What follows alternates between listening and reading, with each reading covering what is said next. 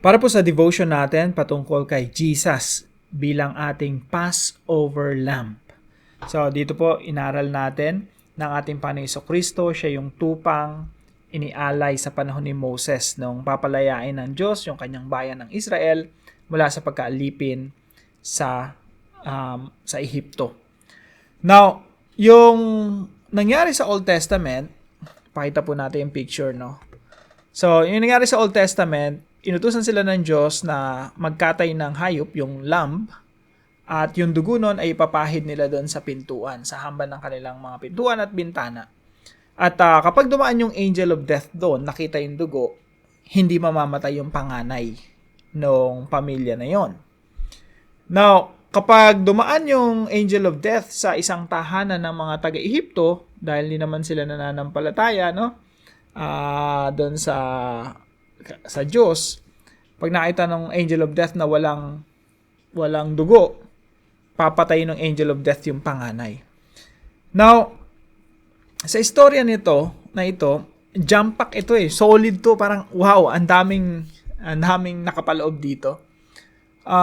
Makikita niyo yung picture ng Messiah eh. Una, si Jesus Christ yung Lamb, Passover Lamb. Kagaya nga ng sabi sa 1 Corinthians chapter 5 verse 7, "For Christ, our Passover Lamb has been sacrificed." Ibig sabihin, si Jesus yung Passover Lamb. Dito sa panahon nila Moses, yung Passover Lamb nila, yun yung kinatay, ito yung dugo nun ang nagprotekta sa pamilya ng mga Hudyo nung dumaan yung angel of death.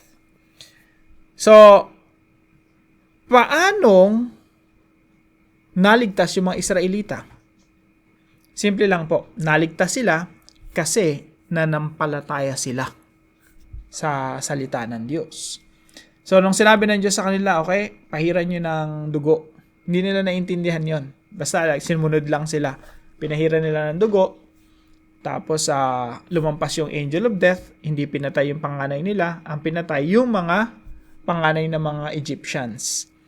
At yung mga panganay ng mga Egyptians, nung namatay sila, nagkaroon ng, kumbaga, yung buong bansa nagkaroon ng iyakan. Kasi nga, yung mga Egyptians, walang pananampalataya sa tunay na Diyos. So, itong istorya na to, kung pag-iisipan mong mabuti, kung ikaw yung isang Israelita, no, later on, magkakaroon siya sa'yo ng meaning. Ang meaning pala nito, naligtas kami dahil merong isang lamb na pinatay at sa pamagitan ng dugo ng lamb na yon, naligtas kami at pinalaya kami mula sa pagkaalipin sa Ehipto. Now, it's a story. Historically nangyari siya. Pero yung full meaning niya nasa New Testament. Yung second Exodus. Ito po kasi Exodus. Pag sinabi natin Exodus, yung Bible po natin may Genesis, Exodus, Leviticus, Numbers, Deuteronomy. Yung Exodus, ang ibig sabihin nito ay paglaya.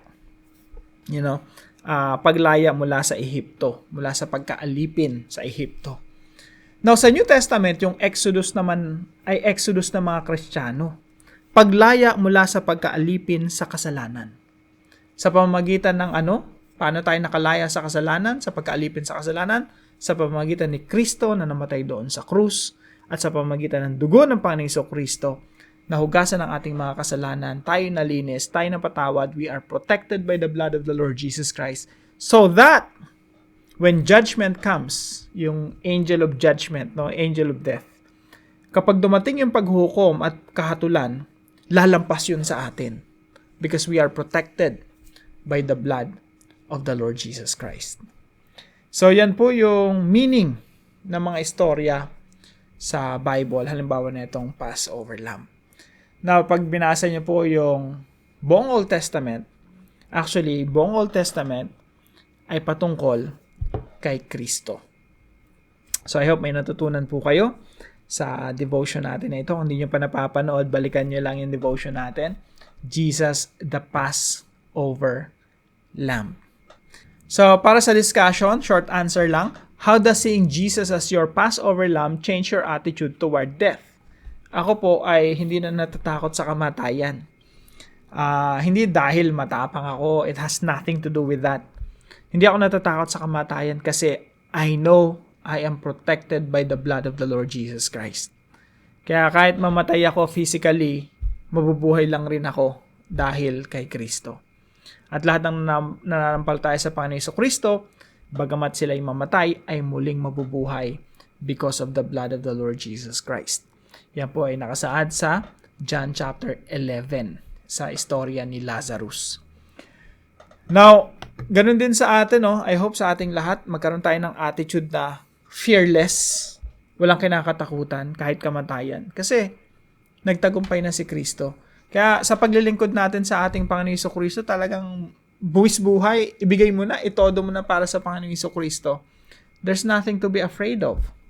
Because Jesus is victorious over sin, Satan, and death.